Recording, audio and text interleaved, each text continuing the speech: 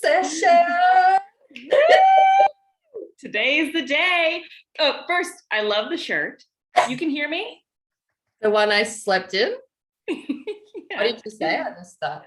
Can you hear me okay in this? Yeah. I bought a microphone. I see it. It's poking me in the eye. Check. Yeah, I bought this microphone. I figured, hey, we're doing this podcast. I'm here for it. Actually, the other day, the husband was like, we need to update the laptop for the podcast. I was like, why, yes, we do. Whoa, I am liking that. It's got like faster processing, the other ones, because when I'm editing, this was just like my writing laptop. So sometimes when our episodes are longer, it's like, That's great. I need to update my laptop as well. So I love that. It looks very official with the giant mic. Thank you. I have to ask, on the other side, can you hear those dogs? No, Thank God. They've been driving. Somebody's left their 2 dogs locked out on the balcony next door.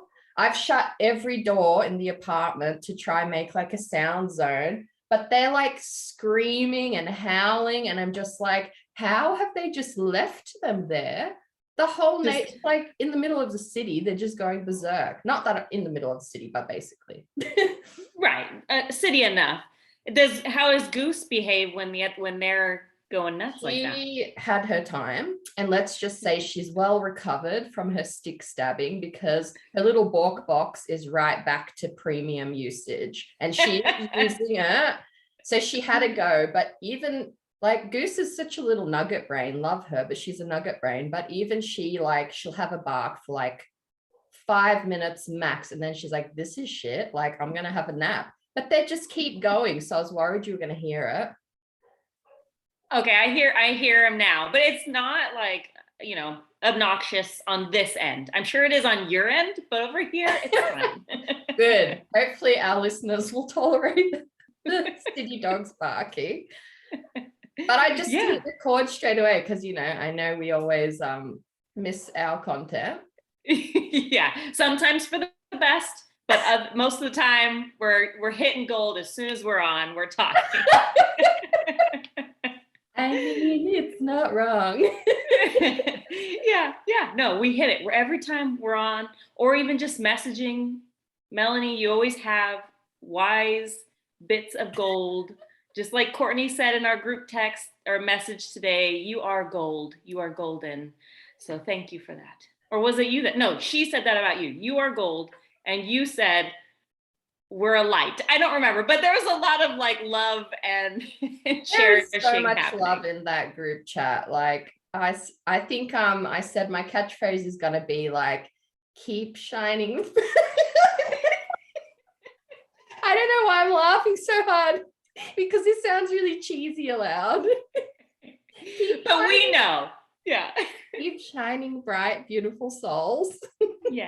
Yes, thank you. We felt it. I know we all felt it when you say that. We all feel it, the magic coming from you, Melanie. So thank you. Yeah, well, ditto. And you know what? I was just like, had my acupuncture appointment yesterday, and it's so cleansing for me. I'm one of those people, I really feel whatever they're doing, all these like years of point manipulation, whatever, I feel it. And I was just like zenning out on the table, and it just like vented my spleen to my acupuncturist. And I was just like, the 4 of you just popped into my head, like these little bright 3 of you. I'm the 4. I just popped all into 4 of my us. own head. No, but I was just like, there's just so much love and light in that chat. And I'm just here for it. Because as we talk about, it's a hard journey at every point, this writing thing. And that's one of the reasons we wanted to have our little cheer squad sessions, just to to cheer ourselves on mostly, isn't it? Yeah, no, I mean, honestly, it's like you go through, and I know we've said this before, but like you go through these waves and they're not always down, down, down, but even sometimes that constant, just like mid level of just like you're not necessarily like having this breakthrough, whatever. You're just kind of going through the swamp or going through just the motions. And sometimes it feels dull and the magic kind of misses sometimes. And so it's like, you have to find magic in other things sometimes. Maybe it doesn't always have to be writing related. Maybe it's going to the acupuncturist and like releasing that, you know, whatever's inside, or, you know, or watching bad reality TV, or you know, all of it. We have been on a roll lately with our shows. We have been binging Netflix hard. Netflix just gets me. Do you feel like that? Like, they nudge me and they're like, we think you might enjoy this. And recently it was this show called He's Expecting, Japanese show about this guy who gets pregnant in a world where men are starting to get pregnant. It is fucking gold, Angela. Like, I am hanging off it's so funny. It's like pitched as like emotional and dramatic. I'm like, no, it's hilarious. It does hit those notes too, much like a good comedy bit would.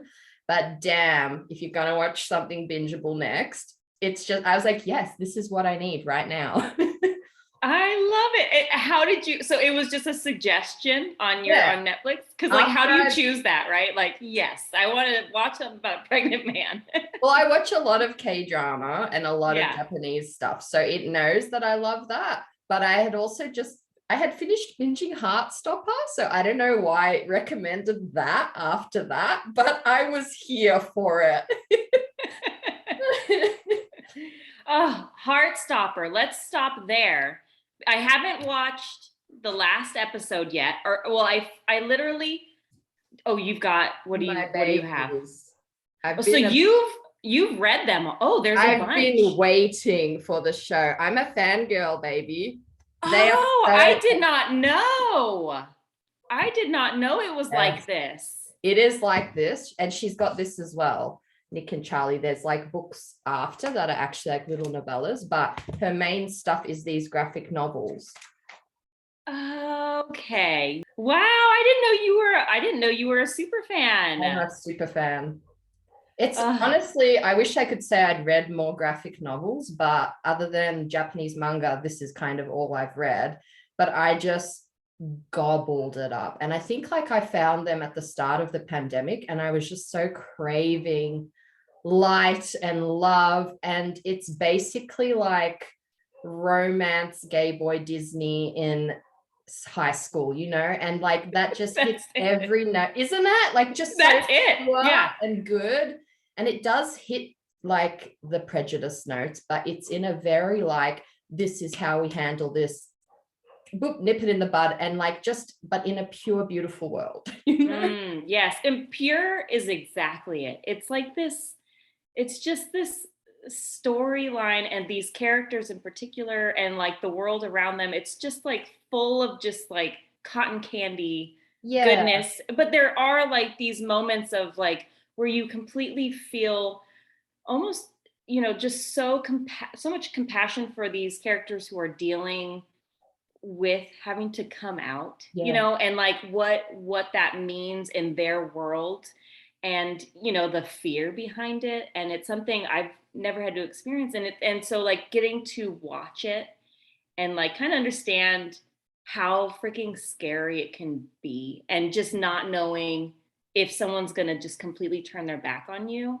you know, it's just like, it's so heartbreaking. And then when you mix in this beautiful angsty love story that's so sweet and just perfect, it's just such a good show.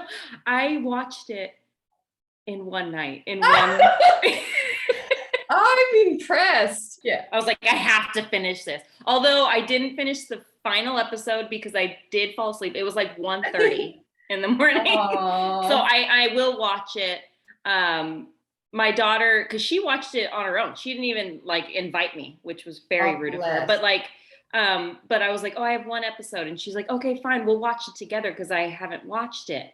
And then she comes down later and she's like, you could watch it on your own. And I was like, what? And she's like, yeah, I finished it. I'm like, without me. She couldn't wait. So yeah, I'm not surprised.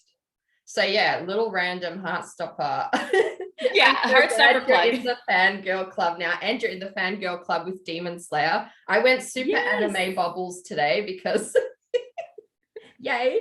I freaking love it. And well, because we've been chatting back and forth on just ideas for my second book, and you mentioned Demon Slayer, and just to get inspiration from all these different characters and things going on. And I was like, first episode, I was like, boom, done, got it, wrote like synopsis, done. Like, amazing. Yes. So thank you. Yeah, what I'm loving about anime is like they go for it. Like the weirdest, the most bizarre, the grossest, they just put it in there. 100%. And it winds up hitting those really deep, heartfelt notes because they just go for it. And they go for it with the cheesiness as well. They're not afraid to like just, which K-drama does as well, which I'm just realizing I'm just like, the reason I love it is that's my genre. Like cheese and love and like magic. Yes. Yes, no, absolutely. And heartfelt. And it's like, it feels so soft and sweet, but there's this undertone that's just so deep and like resonates. And it is your brand. It's just my brand, cheese and heartfelt and magic. I'm branded now. No, but it's like, I think that those notes, like people always diss fantasy for being like, you know, or like, why would you watch something that's not real or whatever?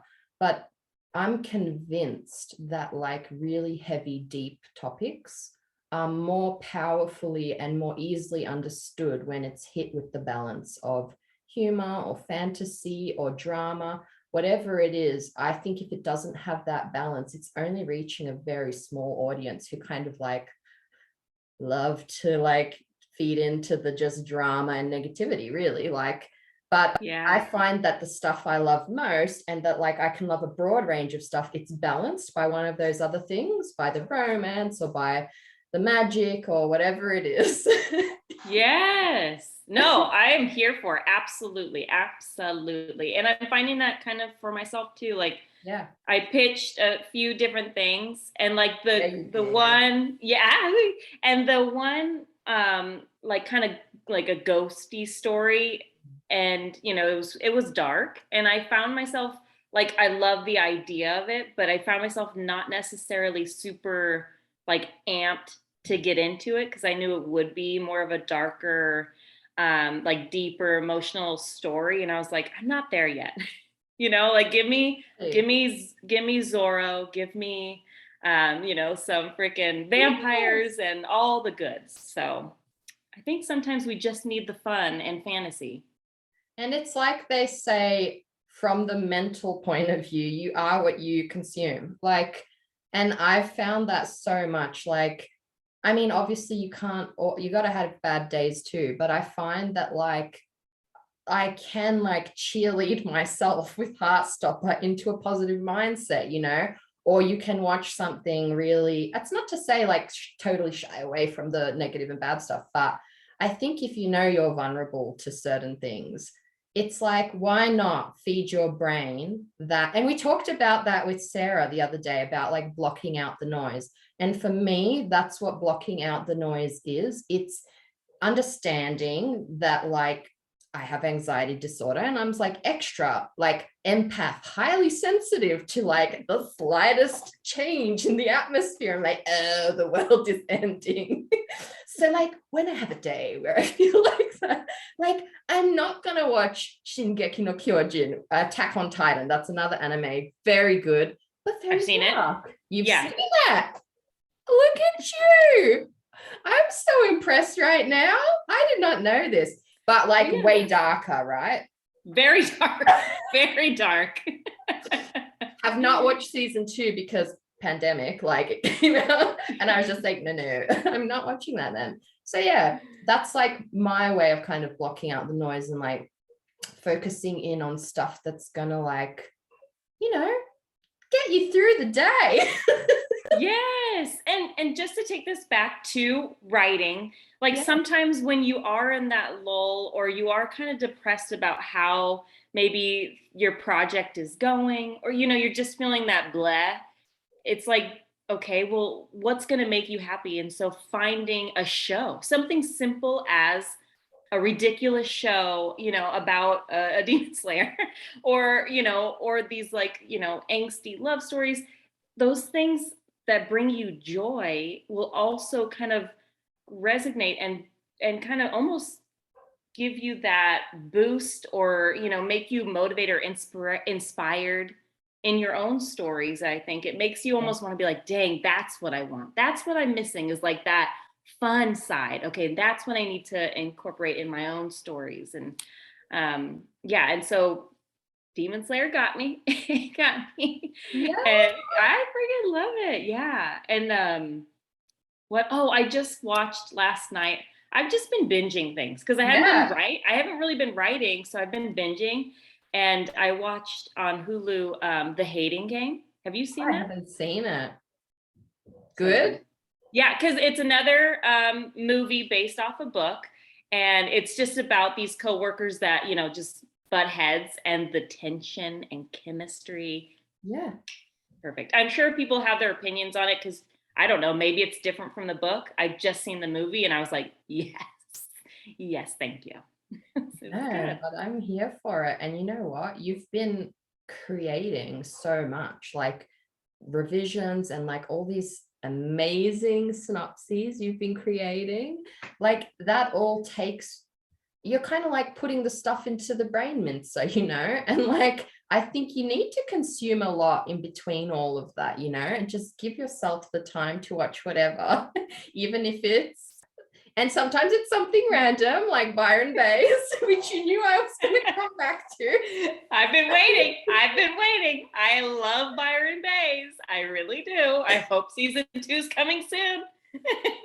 So listen, about Byron Bays, I really wanted to like watch it and tell you that this was not in any way indicative of the average Australian.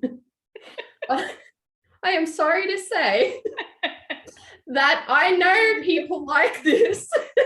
That as I watched it, I could think, not so much now, but I could think of one person for every character in that show that I went to college with. Like college was watered down Byron Bays. Like it just was. Like everybody had dated everyone. Like everyone was like always throwing these like beach parties where you just like sing with guitar and like talk about life, you know, like just very like so yeah, I can't defend Australia. I gotta say, I loved it. No, I love that the guys were kind of like sensitive, like very open and very like touchy-feely with each other. Like they had, you know, like they're huggy. And like maybe we're missing that here, but like I was just like, my daughter's favorite character was, I don't remember his name, but he was like the rock and roll art photographer guy. One of my best mates in college, dead ringer for that guy. Like 100%, the artiness, the mannerisms, and just like kind and introspective and didn't get involved in the bullshit. Like that one out of all of them, I was like, I know who you are. Like they've typecast it to a T. But like even that, like the touchy-feeliness, like the guys were so touchy-feely. Like everyone would, it sounds so weird. Everyone would give each other massages and like. Yeah, no. Oh, it's very college, only in college. Because I went to like an American style college, as in like going and living in dorms, which isn't common in Australia, really. Oh, okay. Well, and another person I really, really loved was Jade. I thought he was just so fun. Like, I love that, like, most of his face couldn't move because he was just Botoxed up, and I loved it. And then just all the crystals were like all of the ceremonies that were happening. I want to go. I wanted to be there. I really, really did. I want to go to the Crystal Kingdom or whatever. It's so funny because I've got one really close friend still from college, and I was like, you have to watch that show, because I was like, this is this person, this is this person. And she's like, OMG, she's like, I'm just going to Byron Bay for the weekend. I was like, of course you are. Get your incense, get your singing bowls ready. 100%. And I love that they're all like spiritual healers, but so catty. Right. So thank you for that recommendation, because I needed that. I didn't know I needed that, but I did need it, and it was hilarious. And it's like you said, like, like I said, you just need to refill the well. You just need to refill the well sometimes with random stuff so you can create, because you can't. Absolutely. That's something that I keep thinking, like, you can't just be on output mode all the time. We're not robots, like we're humans. And if you don't give yourself that kind of grace to watch Byron Bays and Demon Slayer and whatever, you're just gonna implode with the pressure of trying to create. Yeah, no, completely. And then also it's like this added pressure of, okay, if I'm not writing, I have to read, right? Like, this is what I'm supposed to take in. I have to read, I have to read, I have to read. Yeah. But sometimes like I just can't mentally like sit down and focus, like sometimes it's just gotta be a show.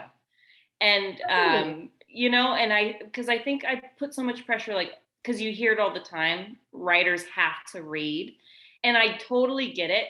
And, but also I think it's just hearing and taking in story, and story comes in all different forms. So it can be watching a crazy, amazing show. It can be any other way, going to the movie theater. One thing that's really been helping me is not charging my phone. So when it dies, I'm not on social media. I can actually focus. And so that's been good too. I love that. Though it is like love our phones, love our, social media networks and stuff. But I do find like I'm almost going to need to set a timer, because sometimes, and it's the most random stuff, you find yourself on there down a rabbit hole. Like you look up someone and you're like, oh, they know such and such. And like, oh, they're working there. And like, oh, that's a cool reel. And then there's the reel hole for like half. Oh, yeah. Oh, yeah. And it's good. But yeah, do you just find that sometimes you get on there and you're like, I was just going to check my DM from such and such, and now an hour later, I don't know why I'm watching this reel about rabbits eating cabbages.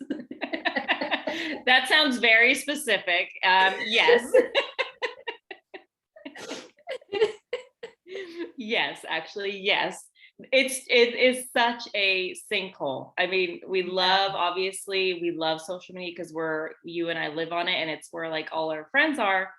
But you have to find that balance of putting it away. And so I haven't been charging my phone, and it's been helping. I'm proud. I feel like that's like, and isn't it kind of refreshing? Because the way I do that is I just leave my phone at home sometimes. Shock revelation. Oh. Yeah, like especially like the other day we went to the beach, and I didn't leave it at home then, but I just left it in the glove box, because I knew if I took it down to the beach, I'm going to be taking photos, and then I'm going to see this pop up, and I'm not going to be mindfully present in the moment of this like being outdoors. I found that's it's so liberating. You just leave it in the glove box and go. Yes. Honestly, I love that, because it does feel like anytime you go somewhere, you have to take the pictures so you can somehow prove it to the world that you were doing things. But actually, comes from a good place though. Yeah, no, for sure. Because you want to just share like, oh, look at this amazing stuff, and like, and be present with your friends as well. But sometimes, like you said, just being present in your own personal like space and enjoying the ocean. I mean, that's beautiful. Yeah, I'm finding that really helps me just like not continuously feel the need to be connected, because I think it does come from a good place. Like you want to share, and a lot of us, like our friends on the other side of the world, and so that's your way of just being like, hey, I went here today, like this is what I'm doing. I think it's not even like a showy thing sometimes, it's just sharing. But you wouldn't be like visiting friends all day every day either, so like even the social media needs an end, you know? That's a very good point. But no, yeah, like please keep sharing because I do like to see what Goose is up to. Okay, I will, just for you. Yeah, I live through Goose. Now, on a completely random note, I really want to see your sword. Oh. we might. I might need to explain that a little bit. Yeah. You might need to backtrack just a little. Your big long sword. She's going still. Actually, okay, I don't have that sword with me. It's in my office. Next time. Because who doesn't need a sword in their office? But it's so cool. Like, oh, here's one thing I did learn or notice. They're heavier. They're heavier. Like in my head, you know, I'm thinking, oh, we're just battling, no big deal. But it's like a couple pounds. Yeah. And like I was swinging that thing, and after about 30 seconds, I was winded. So like if you're in actual battle, like you better be in shape, like, or you're done. Or I mean, I guess adrenaline, sure, but yeah, I was sore the next day after I wielded that thing. We should explain for our listeners. Oh, yeah. Well, you tell, it's your story. Yeah. Well, my partner's renovating an old house that they have on his grandfather's property. And he came home and he was like, hey, I found this. I'm like, from where? And he was like, yeah, I was in the cabin or cottage. And I was like, well, where's it from? And he's like, I don't know. It might have been the previous tenants or somebody else's. It might have been somebody else's. And I'm like, okay, cool. And I mean, it's like a real like saber. And it has a sheath, and the sheath is like wood, and it's like covered with this tarnished like fabric, like it's coming apart. It's old. And so when you pull it up, like, because it's not easy. But like, I mean, it's like hand like carved, and it says made in India. So that's one thing. Okay. I don't know. But on the other side, it's like a different language. I'm not sure even what language it is, but it's all inscribed in there. And it's just really cool. It's like all rusted and kind of like old and tarnished. But I feel like a few people have been slain. You know, they have been slain by that saber. Oh, yeah, but I do have another one right here. Well, Angela gets her sword. Okay, let me hold on. Let me put my headphones back on. Okay, let me see if you recognize where this is from. This is not my weapon, mind you. We have weapons all over the house. But let me see if you recognize where this is. It's anime. Is it one of Zoro's swords? I don't know. It's from okay, so One Piece. From One Piece. I don't know. I was just gonna say you guess. I guess you don't know where it's from. I don't know. Demon Slayer or One Piece? I don't know. It's handmade. Oh my gosh. Yes, it's not mine. It's my son's. But look at that. So we have weapons everywhere. So don't mess with us. I feel so mad that I don't know whose sword it is. It could be Bleach. The leaves on the handle should be telling me, but I can't remember. It's from something. So cool. Just swords everywhere. I love that. I love that your house has all these swords. If you ever need to like do battle, you're ready. We're ready. I just need to get in better shape because I cannot. I was gonna say, and like that's a relatively small sword.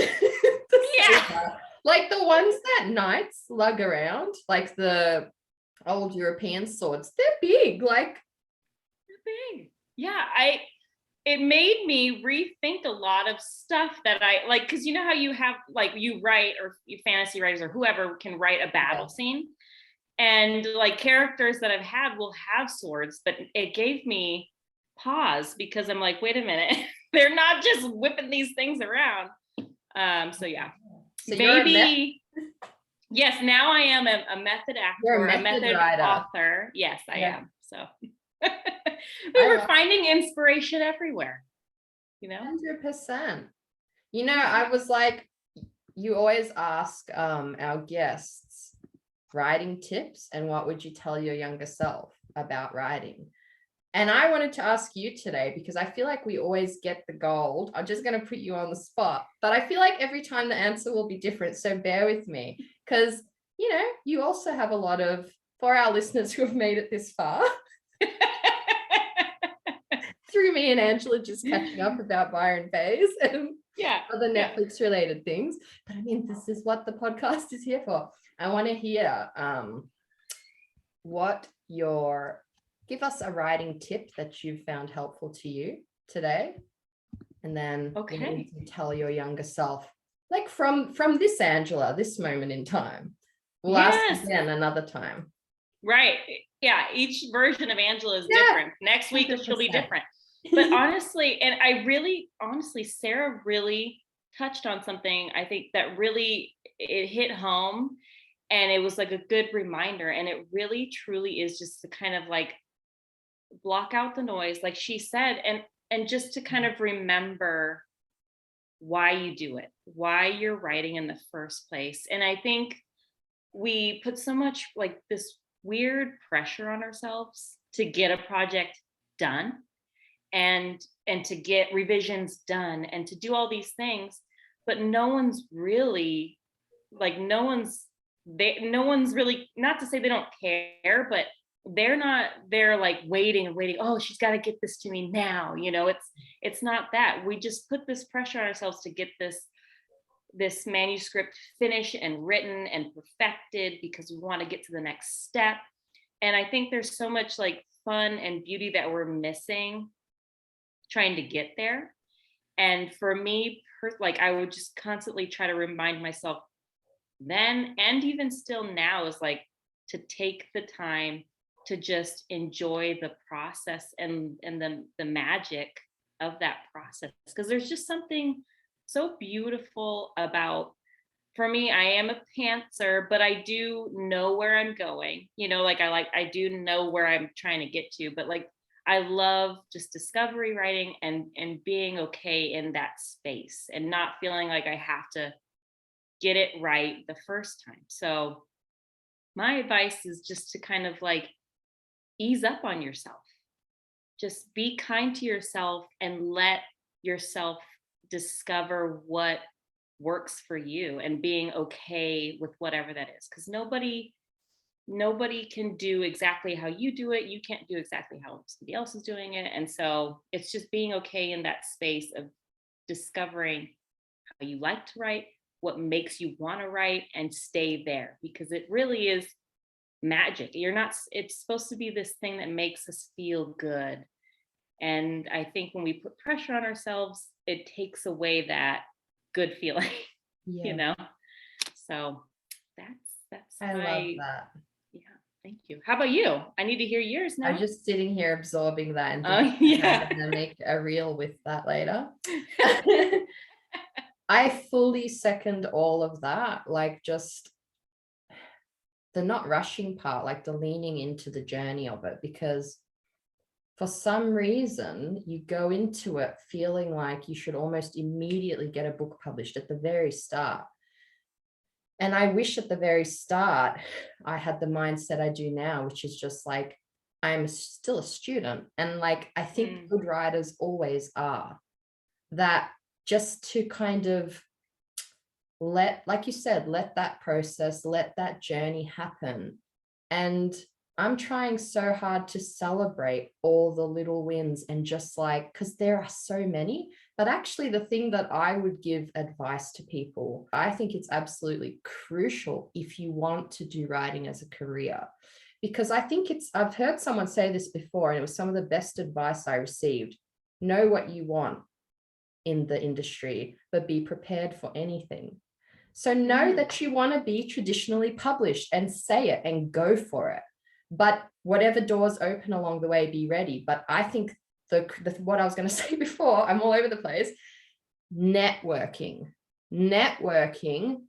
If you want to be writing as a career and you are not networking, I would say you are signing a early trouble ticket in your do you get what I mean? Like, if you're not networking, there is no, I just think it can be the difference between finding those people and not. I think it can be that dramatic between being published and not. Because if you're kind of just working along on your own and plodding along and whatever, I'd probably still be writing middle grade. I'd probably still just be, I don't even know, pitching it to random things online. Like, without networking, you don't have those people to hold you accountable and to, like, it's like when you're in school and you're like, there's an assignment, the teacher gave me assignment, I'm working on the assignment and I'm writing an essay, and my friend is like, no, it's a diorama, you know? Yeah. Mm-hmm. The number absolutely. Yeah. But I think it's that dramatic. Like, and I am a little bit like abstract. Like, sometimes I do like literally think I'm supposed to be writing an essay instead of making the diorama. And so you need those people to just be like, I've taken the metaphor so far at this point, I hope you're still here. Go, keep going, go with it. You need those people to be like, this is where the market's at, these are some important people. And it's slow. Networking is slow. Like, I was on Instagram for years before I even heard of Pitch Wars, you know what I mean? Like, and just making these little connections, working out who's your writing people, who's not. And I think that the earlier you start doing that, and I know it's uncomfortable, I'm an anxious introvert, I know it's uncomfortable, but just do it, do the thing, because that is ultimately what's going to help you in stay the course, the people around you. Because and what is it really if you have no one to tell your stories to, you know? Yes, absolutely. Well, it's true. It makes me, I want to, yes, because it's the truth though. And just what you said, like, who do you have to tell your stories to? Like, nobody is going to understand the struggles of being a writer or a creative or trying to put this story together. No one's going to get that besides your writing friends, because they just, like, how else would anybody know? Or, you know, like trying to query or get published, no one's going to understand the mental toll that takes other than people that are in that same boat or have been in that boat. And I get it. Like, I'm so glad I showed you guys my synopses that I'm working on, because the little, you know, little suggestions, or, hey, I saw this article about this, what if you do this instead? And, you know, being open to it and like letting your guys's thoughts and like all of us kind of mumble and jumble together and bounce ideas, it's turned what I had thought was pretty good into something that I think could be really good, you know, and like makes me excited. And so, yes, like networking, building relationships, meeting people that are in that, you know, in the same kind of like wavelength as you, it's so important, because you need somebody that's there to help you, to just add a little bit of salt in here, a little bit of pepper, a little bit of whatever, and it all is for your good, for their good. It's just good, like just spreading the love. It's so important. It is. And I think like you have to fight for it, like, especially because over the course you do like meet people you don't necessarily gel with as well. And I do think people become a little bit more cautious about who they give their time and energy to, with good reason, because you do find people who just like, even just getting into pitch wars, you'll find like people like want something, like they're, can you read this or whatever, and it's great, but sometimes it comes from like a random place, like, oh, we saw you did this, so you could help me.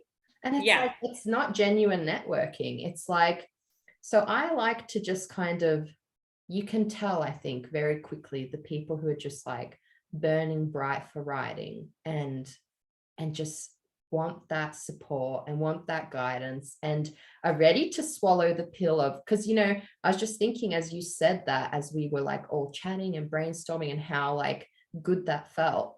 But like, that didn't always feel good, did it? We've talked about this, like how that used to feel very like intense at the start of the journey, you know, like I remember feeling mortified by feedback, and you have to swallow the pill because everyone feels like that at the start. You're like, oh, don't pull apart. This is my soul on a page. How could you pull it apart? How could you not see? You must not. And it's like, no, like when you're getting good feedback from people you trust, which is very hard to find, which is why I say start networking now, because it's going to take a long while. But once you find them and once you learn who can give you that feedback, it's not a bitter pill anymore. It starts to become this beautiful thing of just like people who want your work to shine the best and who can see to the heart of what you're writing, you know? That's it. That's exactly it. And that's how I felt when we were all chatting about ideas for this new book that I had. Yeah. And it's true. Like before, you know, like when you're first starting writing, everything you are writing your heart on the page. You are laying out your soul. And so, you know, you getting feedback and critiques hurts so much. Now it does not hurt so much. Because but when it is with a trusted person or somebody that you respect and you know that their opinions, you know, hold weight, it doesn't hurt, because at the end of the day, like if you have a critique group or your editor or whoever, they're really just wanting to get you to whittle down all these different things to the goods. And that's how it felt when we were just talking about this project that I came up with. It wasn't there was no like you mentioned about kind of where sometimes some people are sick of the older vampire trope, right? Where he's like 1,000,000 years old and she's like 16. Like, okay, yes. Yeah. You know, and in my head, I had this whole thing written out, this whole backstory. And you're like, hey, but I did read this thing. And then I sat there and I thought about it. And I was like, oh, yes. And it just, instead of a like, oh, no, like, this is what I'm doing. I gave it some space and I let it sink in a little bit. And I thought, yeah, that's it. Like, she's right. You know, and it turned into something so fun. And so allowing other people to join in on your writing process, people you trust, of course, I think you might be surprised how much magic can be in that collective, like just adding all these little bits from different stories and ideas. And so, so thank you. Thank you. Honestly, like it goes both ways. Like I actually wouldn't say that to everyone. Like I was a little afraid to because you don't want to tear apart someone's idea. It's only with very trusted friends that you feel like you can actually be like, hey, I read this and I want your work to have like the shiniest, best chance it can get. And if this could make it even better. But like I'm always nervous sharing my thoughts and sharing my advice. But with the people you trust, you're like, they're not going to judge me on that either. They know it's coming from a good place. It's not like picking apart something. It's like just trying to think of the best way it can sparkle. And I'm so glad that it's opened all these other ideas, you know? Yeah, me too. So like you said, buy a book. And I just like have to say that I want it now. Yeah, I want all of yours. You were showing us little pitches today too, and I was like, yes, and yes, and yes. So get to work, but no rush, right? No one's rushing. We're both looking awkwardly around the room because we both know that it's so like, what is that? Is it like, I'm just gonna say, is it like our mortality? And we're like, we just want to write as many stories. Oh, you went deep right there. You went deep. Too deep? I'm just trying to think like, what is it? Because you're right. There's nobody with a stick over us being like, hey, bitch, read this book now. Like, it's mother time. It's mother time. And today on the podcast, yeah, I'm sorry. I just went there. Yeah. I like a bit of dark humor sometimes. You gotta have The good with the bad, the light and the dark. You gotta have it all. Exactly. Well, I'm so glad we popped on today. Of course, we were meant to be interviewing your lovely agent Lisa today, but she's been sick. So we decided to postpone that to when she's more zesty, and because you don't want to be on a podcast when you're feeling sick, it's overwhelming for us bookish types. It is. Yeah, we have to have our A game when we're coming on. Yeah, totally. Do you Skype much with her for stuff? How do you, I never even asked, what's your kind of process like? No, she'll just call, or she'll most different ways, but if it's like more pressing or exciting, she'll call. Like she'll just, so when I see her name pop up on my phone, I'm like, ooh, either this is going to be great or devastating. No, there's been nothing devastating, thank goodness. But like, so when I see that name pop up on my phone, I'm always like, whatever it is, bring it to me. So we've rescheduled for next week with Larissa? Yes. Yeah. And I can't wait because she's just great. She's just one of those people that are just really special. And obviously she's my agent. So of course, I was just thinking that.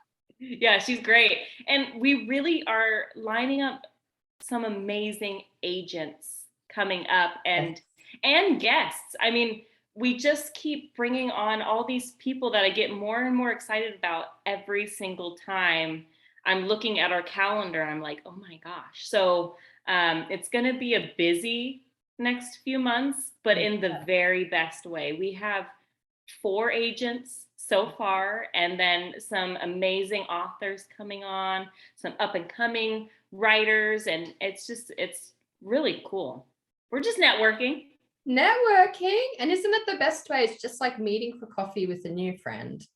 Well, thank you to our listeners who made it far, to our surprise cheer squad. So I think every now and then we'll do these sessions where we just check in with what you and I are up to and what we're watching on Netflix. Yes, I think so. I think we all need to chat more about bingeable shows. I think it needs to be a thing. So yeah. Because you know what? We have to fill the well in all kinds of ways. And right now for us, it's Netflix. Yes, it is. I mean, they're hitting it out of the park. They are. Shoot, they are. And they're all just storytellers like us. Sometimes I think about like, would I be better at writing like screenplay stuff because I'm such an underwriter by nature? I think maybe I would work better at writing a script. That might be fun. For a future goal. Yeah. I could see it. I could totally see it. Yeah. Oh, you? Yes. I think it needs to happen. Like I could see when I read Soul Swapped, I could see it. I don't know like what Australia, like what Melbourne looks like, but I just saw it. Wait, it was based there, right? Did you just call it Melbourne? Wait, how is it? I don't know if it's just your accent, but it's killing me. Melbourne. Oh, yes.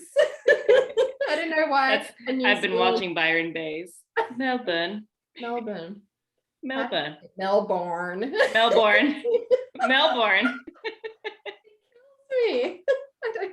No, it's not good. No, it's wretched. It's like if I was like California. Oh, okay. It sounds really odd. So it's Melbourne. Melbourne. Oh, okay, it is. So not Melbourne. Melbourne. You're right. Like the born. Oh yeah, okay. It is spelled that way, but no one says it that way. But it's Melbourne. Melbourne. Yes, it is set in Melbourne, which is the one I'm working on now.